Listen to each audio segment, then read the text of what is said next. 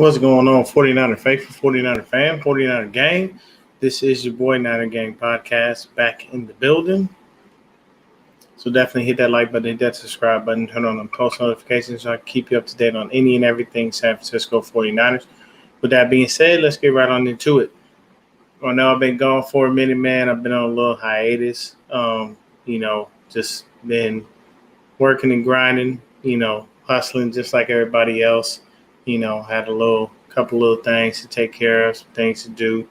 But nonetheless, I'm back, and I got a host of videos coming for you guys, man. Gonna break down each of our drafted guys. Hey, what's going on, Roy boy?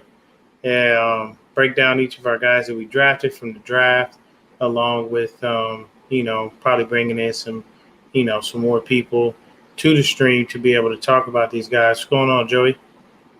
Just to be able to keep everybody informed, along with just getting the channel back going, man. It's been a little too long. So now that we got all the pleasantries out of the way, definitely want to go ahead and make sure that we talk about this draft. So 49ers did have their time in the draft, and I will state that it was definitely a sight to behold, man. I was a little disappointed in some of the moves that we made, but eventually everybody will grow on you. You'll start to learn more things about them, and once I do these breakdowns, it'll make more sense.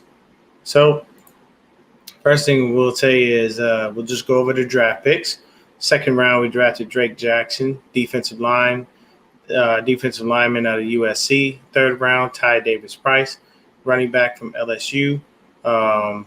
The other third round pick that we had was Danny Gray, wide receiver out of SMU. Fourth round, Spencer Buford, offensive lineman. Fifth round, Samuel Womack, defensive back. Sixth round, Nick out of Fordham. He's an offensive lineman. I don't know how to say his last name, so I don't want to butcher it. Sixth round, Kalia Davis out of UCF, another defensive lineman. Sixth round, Tariq Castro Fields, defensive back. Fifth round, we drafted Sam Womack, defensive back. I glossed over that, unfortunately. And the seventh round, we had the final pick in the draft, Mr. Irrelevant, and we drafted Brock Purdy.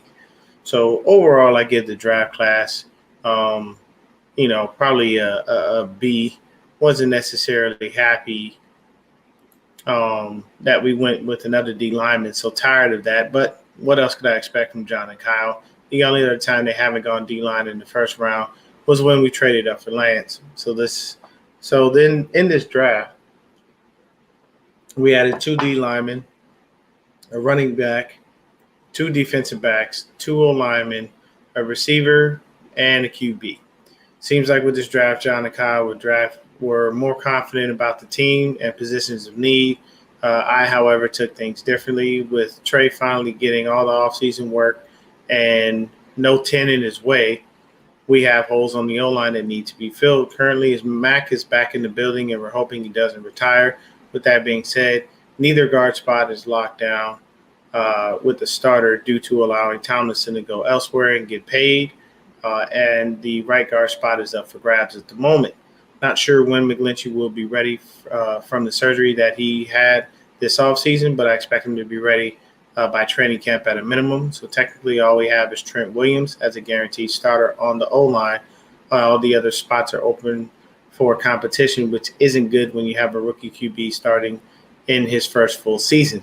It gives me a little trepidation due to what Kyle likes to do with the offense and how intricate the guards are at a lot of his scheme and how athletic they have to be to pull it off. What we heard about Banks from the beat writers wasn't good, along with the fact that he didn't dress until the end of the season, and that was only on special teams. I don't believe the lie of he was going to crack the starting lineup that Kyle told at the owners' meetings. We saw Jalen Moore and Colton McKivitz at times. Shows they had more faith in those guys. I just want the QB to be protected properly and to make sure he's upright and has time to throw. Brian Greasy is the new QB coach. I have no idea why a lot of people think it's to help Trey. I have no idea why a lot of people believe that this is better, but I think it's to help Trey with his pocket presence and reading defenses. So I hope this experiment works out. I don't want Kyle to limit Trey. I want him to unleash him so people can shut up. Lots of off-season chatter on whether Trey is ready, but we will see. I love the O-line picks, even though I would have liked them earlier. We can hope that Lynch struck gold in the later rounds. We have some UDFAs that we brought in as well, so we can definitely take a quick look at them along with that. So let me go ahead and put this back up here. So we've got, a couple of different dudes, and we'll talk about those guys briefly as it stands now. So right now, with our first draft pick was Drake Jackson. So once again, as I stated, I did not like the fact that we went defensive line, but this is what I will say. I did some research on the kid, and he definitely does look really good. Looks like he'll be a great fit opposite Bosa. Here's the other issue, though.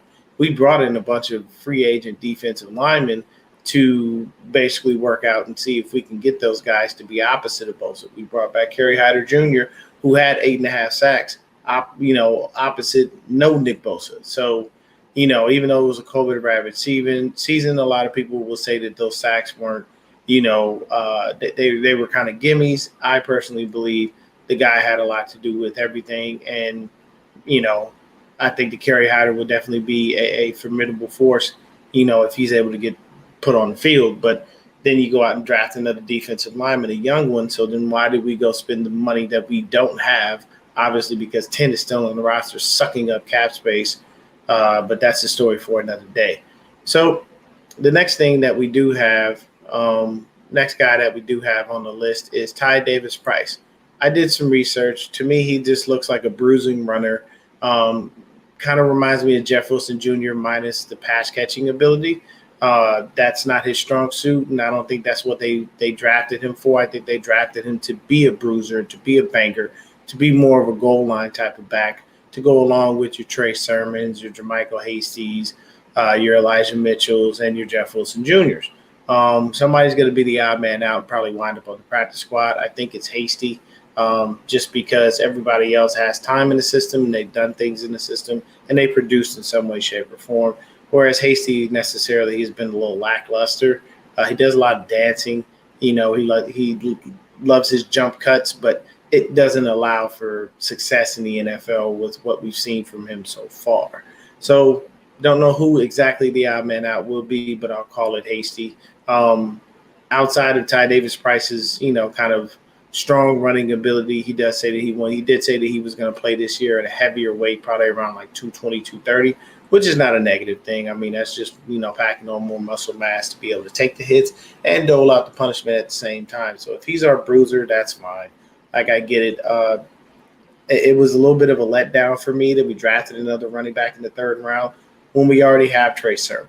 So for me, that's confusing. And I saw what he brings to the table as far as Davis Price, but we already have that in Jeff Wilson Jr., and I know Wilson has a bit of an issue staying healthy, so I can see why, to an extent, they want to go ahead and draft a guy, but I really didn't see much out of Ty Davis Price that necessarily fits Kyle Shanahan's scheme, and he loves his running backs to be, dual threats. You want to be a runner and a receiver, and this guy is strictly a runner. From the little bit that I heard about rookie minicamp, he definitely dropped a pass, and the running backs didn't really get a lot of work anyway because there wasn't enough, offensive linemen and defensive linemen to be able to play a full 11-on-11 game. So everything was 7-on-7. So the Ty Davis Price pick, we'll see what happens. Not really impressed by it. I kind of, I was like, another running back? Wow. So the first pick was, John with the D lineman. The second pick was Kyle with the damn running back. And he does better with undrafted free agent running backs than he does with guys that he actually drafts. We all remember Joe Williams, who quit on the team. I think we had Glenn Coffey, if I'm not mistaken. I don't know. No, I take that back. Coffey was way before Kyle. But we did have Joe Williams, and he quit on the team in college, and he quit on us in the NFL. So, I definitely didn't really care for that, and he's not necessarily the greatest at picking up guys. But I mean, hey, we found Elijah Mitchell, so what can you say? Third round pick, Danny Gray, wide receiver. Now here's the thing: Danny Gray shined when he was in these rookie OTAs and mini camp, and he looked really good. He was burning everybody as far as using his speed to be able to get over the top of people and just killing folks. So right now, it kind of looks like Danny Gray would be a good pickup. But then again, he's only playing with Brock Purdy. Trey Lance wasn't there. You don't have the starting offensive line. They're kind of just learning things as they go. And from what I heard from Grant Cohn, since he's one of the few people that are there, is that Brock Purdy's another noodle arm guy. He's another 10 in disguise, and I have no idea why. With our last pick, they decided to draft a quarterback, maybe just for the practice squad. But Kyle swears he sees something in someone, and he always has these weird ideas to go ahead and draft guys. But I digress. It is what it is. Danny Gray looked good. Hopefully he's a good pickup for us. We did bring in Ray McLeod to be able to use his speed to try to take top off the defense as well. So it, begs the question. We'll see what happens. Danny Gray has been saying a lot of the right things. He basically said, no block, no rock, which is definitely a thing for Kyle Shanahan's offense because he does like receivers that can block and that are willing blockers and able blockers, because there's times where we get to running the ball and we get to moving so well that we don't go away from the run. We keep going, and you'll hear George Kittle yelling on the field, run it again, because it's working, and we're just manhandling defense. So it's good that he already has kind of bought into the philosophy of understanding what his role will be. So we'll see what he is in preseason, and what's yet to come. So the next guy is Spencer Buford, offensive lineman. I was very happy with this pick. He's from UTSA. I believe it's University of Southern Texas. But he's pretty good. I see him probably playing most likely either tackle or guard. I don't see him going anywhere near the center position, possibly trying to fight to make the team, which is what we need. We need guys to come in and breed competition so that we can get the best five in front of number 5 to be able to make sure that he's standing upright. And we need these guys to gel as quickly as they possibly can, because this pretty much is going to be a new dynamic. There's going to be a few new guys on the line, and we're definitely trying to see if we can force competition to be able to make sure that anybody who gets on an offensive line is the best person for the job. Next guy is Sam Womack, DB. He was drafted in the 5th round. Heard Womack was getting burnt by Danny Gray, but everybody's getting burnt by Danny Gray, so it is what it is.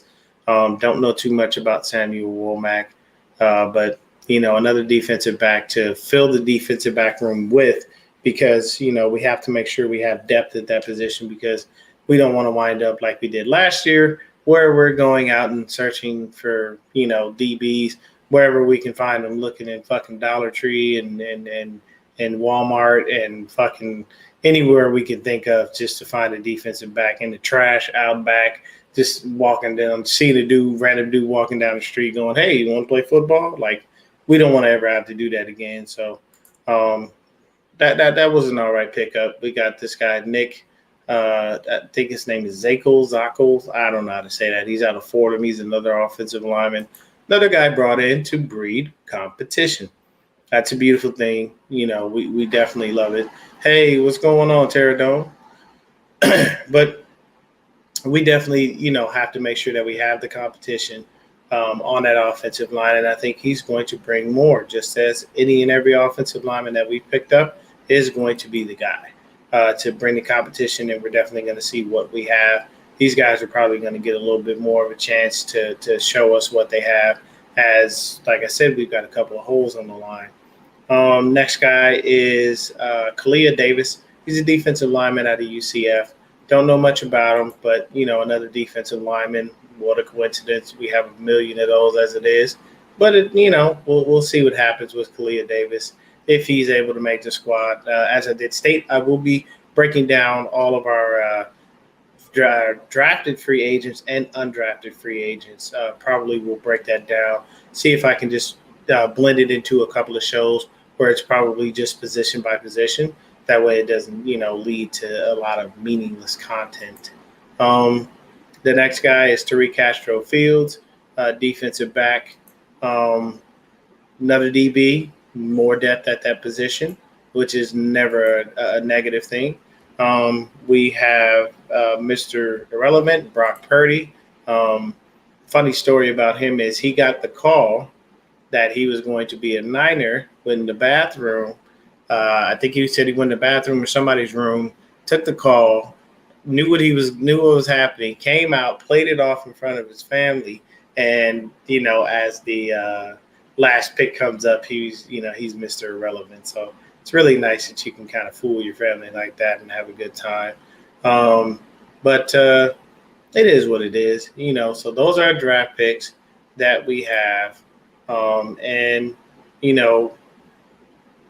we still have some things that we have to go over when it comes to everything that will come in this offseason. So the next thing on the list is we've got some free agents, some UDFAs that we have to take a look at, and we can talk about them and see what we've got going on. So we have some UDFAs we brought in as well. Let's take a quick look at them. Taysir Mack, wide receiver out of Pitt. Leon O'Neal, safety out of Texas A&M. ASU center Donovan West. Tay Martin, Oklahoma State wide receiver. SDSU, San Diego State. Linebacker Segun Olubi. Jason Poe out of Mercer. We've got Jeremiah Gemmel, linebacker out of North Carolina. Another DB from San Diego State, Taylor Hawkins. Defensive tackle Kevin Atkins from Fresno State. Offensive lineman Sam, looks like Schluter out of Minnesota. Defensive back Quantrez Knight out of UCLA. Fight. Tight end Garrett Wilson from North Carolina. Running back Jordan Mason from Georgia Tech. Linebacker Marcelino McCrary Ball from Indiana. We seem to be well stacked at every position, which is good competition and brings out the best in some people and shows you who they are, shows you who people really are at times. The offensive line battle will be the most intriguing to watch as we learn who they trust to play what position. Kyle drafted only guys who can play either tackle or guard and center. We had some free agent moves as well. Charvarius Ward, DB, is in on a 3-year deal. Ray McLeod, Hassan Ridgeway, Oren Burks, George Odom. Jordan Willis is back along with Dante Johnson, Kerry Hyder, Ross Dwelly, Kamiko Ture, and Troy Fumagalli is a new tight end that we just signed, and we waived Garrett Wilson. So those are some of the free agent guys. What's going on, 49er Minded? Those are some of the free agent guys. The Key and Peele skit. Yeah, Terra Dome. That Key and Peele skit is oh my God. I cry every time I see it because those names they came up with were crazy. I mean, you have to think about it, man. They could have put Barkevius Mingo in that little skit, and somebody would have been like, yo, that's crazy. That's not even his real name. And no, it really is his real name. That shit was fucking crazy.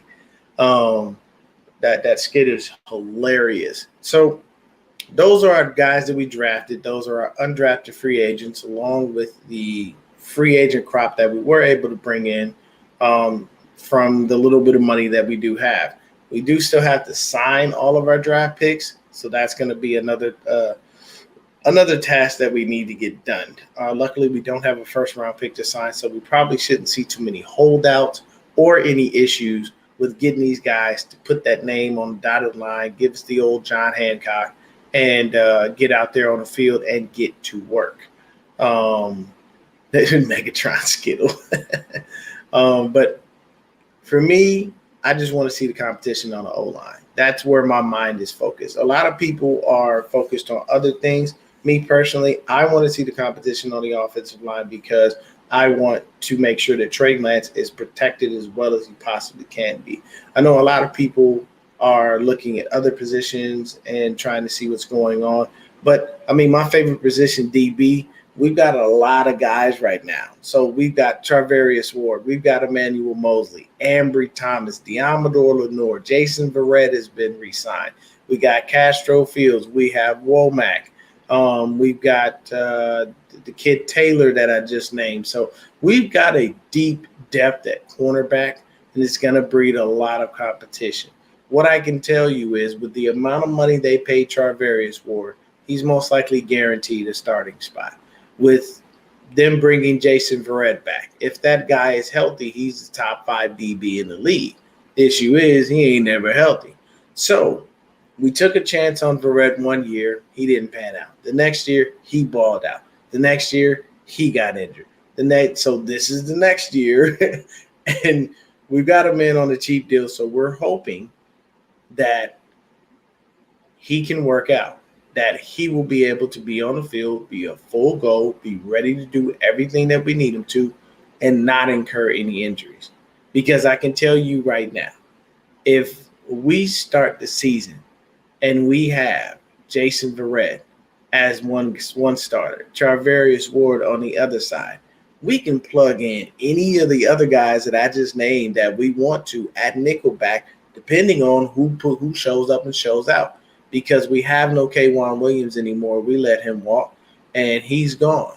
So that's definitely a position of need that will be filled depending on the competition at the spot. So I'm pretty sure they're going to give everybody a chance to go ahead and, fight for that nickel spot. And that's going to be an intriguing battle because of all of the guys I just named.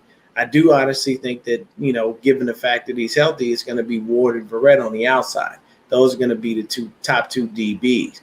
And we, the type of scheme that we play, where we play zone and we play off, mostly, we still will be able to have those dudes come in and do some things where we can press a little bit and play a little man.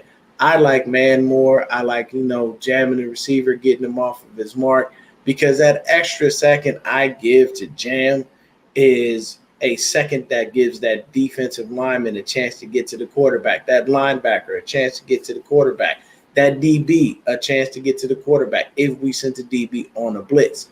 So there's a variety of things that we can do. Terradome asks, what do I think of Ambry Thomas at nickel?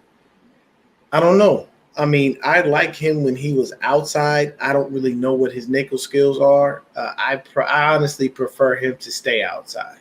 I don't think he's going to work out at nickel, only because nickel's going to require you to probably play a little more man, and you're going to have supreme athleticism to be able to go with some of these little slot dudes who are quick twitch type of guys. If you got Cooper Kupp in the slot, you need to be ready for anything he brings. Cooper Kupp is cold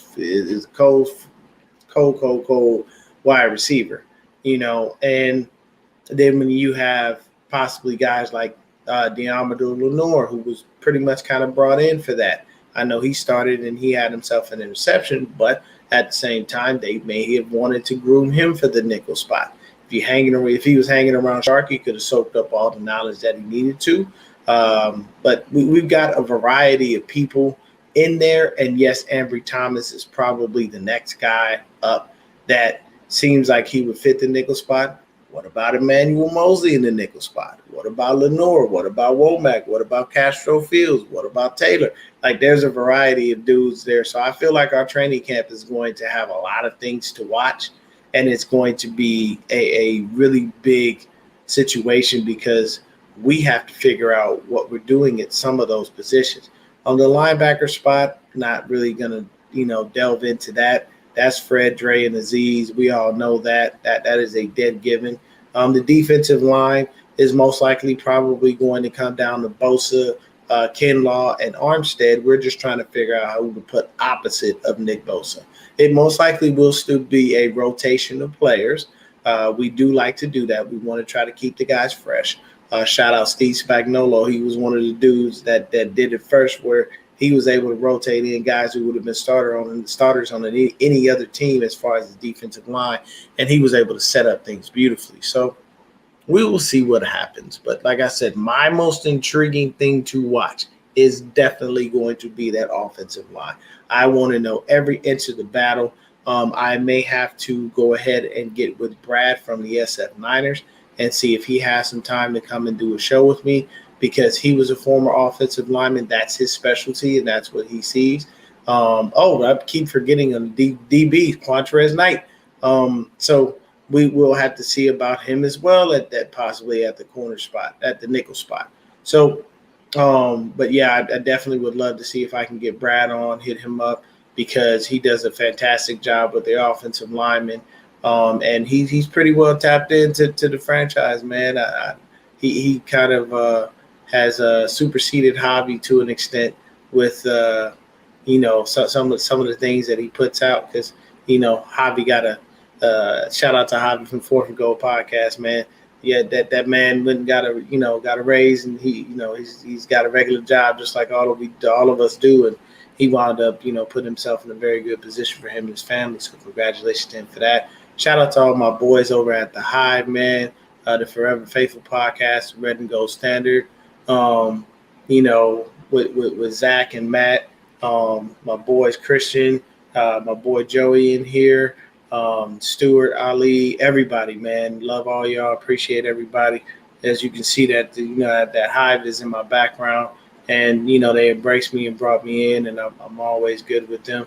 Shout out to CG Ruthless. I do a roundup with him every Monday at 6 p.m. Pacific Standard Time, just so us can go ahead and just so we can kind of recap and just kind of talk a little Niner football and see what else we got on our minds. The Hive is alive. I like that one. Eric Crocker is a monster on DBs, but trying to get him on the show, man. I love Croc, but Croc is a busy man, and he's got his own thing, his own content going. So I can jump on his show because he'll put the link in the chat, allow us to come through, speak our piece, hang out for a little bit, and say it. But man, getting Croc on the show, that is a task in that of itself. But that's a beautiful thing, man, because you have to have that. So it's a great thing when you're so busy that somebody can hardly find time to be able to get you on. So I got a couple of guests that I'll definitely be bringing on.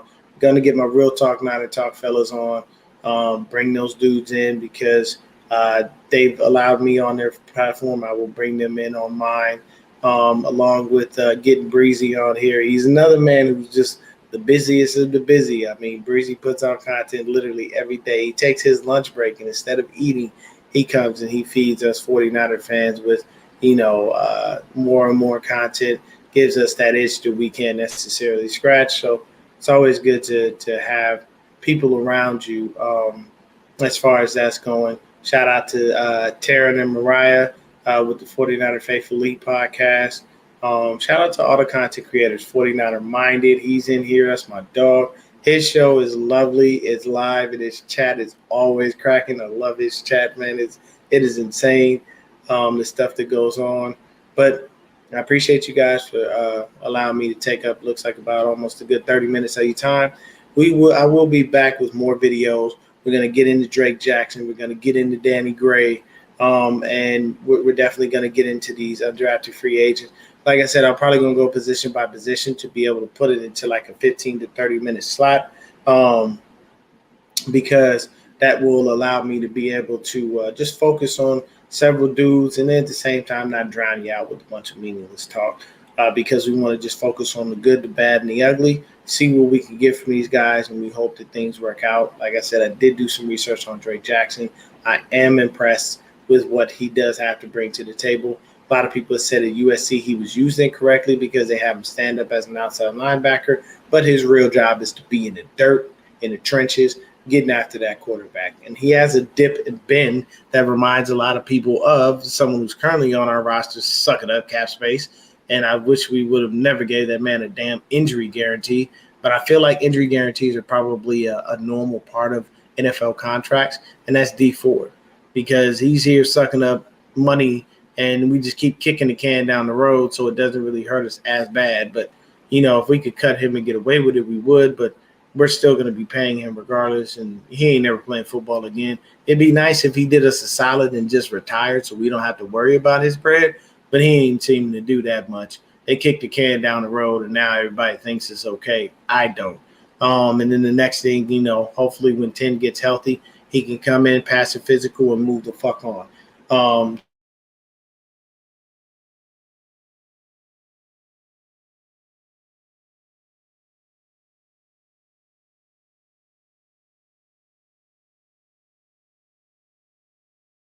did want to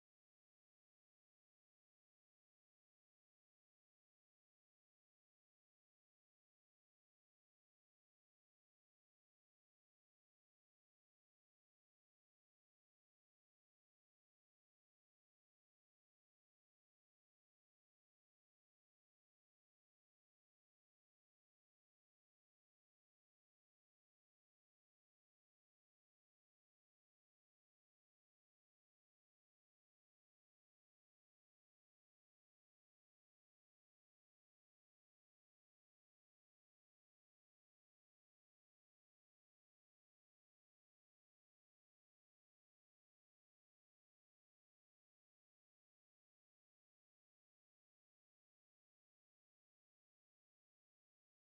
looks like the Hey, sorry about that, guys. Looks like the internet for some reason decided to cut out on. But just did want to say that I know a lot of the talk has been going around as it pertains to Jimmy Garoppolo possibly staying on the roster. That will not happen. Jimmy Garoppolo is definitely going to have to get up out of here because if you have him here, you're going to divide the locker room. It's going to cause too many problems. So 10 will be gone as soon as he passes the physical. I wouldn't allow him in the building. I wouldn't allow him to be throwing passes. I wouldn't allow him to talk to anyone. I would tell him to get his passes physical and keep on pushing because at the end of the day, you have to back Trey. You have to, make sure that he feels comfortable, he feels confident, and he doesn't feel like anyone's breathing down his neck for his job. Plus, at the same time, you don't want to give people the wrong idea as it pertains to why he, is or isn't that dude. But yeah, I agree with you on that one, Terradome. D Ford is definitely the new Jack McKinnon. On the Champagne ride. Let's just hope that he doesn't do the same thing that Jack McKinnon did and become an ungrateful piece of crap and jump on IG Live talking about FNO and all that other stuff. But believe you me, man, it's definitely a task. I appreciate y'all for tuning in. I'm going to go ahead and end this stream. Had to jump onto my phone, but appreciate everybody. Peace.